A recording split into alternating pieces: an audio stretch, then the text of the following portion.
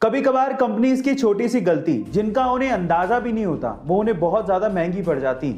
ऐसी एक छोटी सी गलती मैकडोनल्ड को 1992 में काफी महंगी पड़ गई थी। उनकी एक छोटी सी हॉट कॉफी की गलती उन्हें $6 लाख यानी कि लगभग आज के समय के हिसाब से 4 करोड़ रुपए की पड़ गई थी। क्या थी वो गलती और उसके बाद मैकडोनल्ड ने अपने प्रोडक्ट में क्या सुधार किया, चलिए जानते हैं।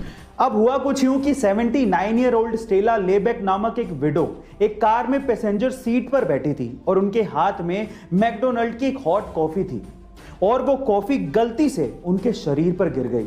वो कॉफी सिर्फ नॉर्मली हॉट नहीं थी, वो कॉफी 88 डिग्री सेल्सियस तक हॉट थी, जिसकी वजह से स्टेला का नीचे का आधा शरीर पूरी तरीके से जल गया था और वो मर भी सकती थी। उसके बाद स्टेला को तुरंत अस्पताल पहुंचाया गया और वहां पर उनका ट्रीटमेंट हुआ जिसमें लगभग $20,000 लग गए। अब क्योंकि ये सब मैकडोनल्ड की हद से ज्यादा गर्म कॉफी की वजह से हुआ था और इसी वजह से वो इंजर्ड हुई थी, तो वो मुआवजा मांगने के लिए मैकडोनल्ड के पास पहुंची।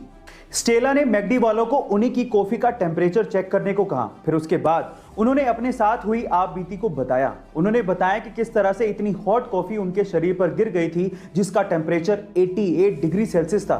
उन्होंने ये भी बताया कि उनकी जान तक जा सकती थी। फिर उसके बाद उन्होंने बताया कि टोटल मेडिकल ट्रीटमेंट में $20,000 का खर्चा आया है जो कि मैकडी वालों को देना होगा। इस कंपनसेशन की उन्होंने मांग की, लेकिन मैकडी वालों ने सिर्फ $800 देने की पेशकश की।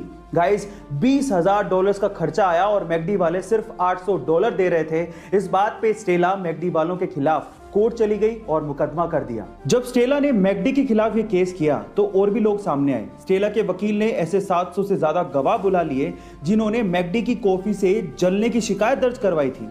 कोर्ट ने स्टेला और बाकी सारे गवाहों को सुना। फिर उसके बाद स्टेला के हक में फैसला सुना दिया और उसके बाद मैकडी को $6 लाख का मुआवजा स्टेला को देने को कहा, जो आज के हिसाब से लगभग 4.5 करोड़ रुपए होते हैं। फाइनली स्टेला को उसका कंपनसेशन मिल गया। उसके मेडिकल ट्रीटमेंट में टोटल $20,000 खर्च हुए थे, लेकिन अदालत के इंटरफेरेंस के बाद मैकडोनल्ड को टोटल $6 लाख का मुआवजा देना पड़ा।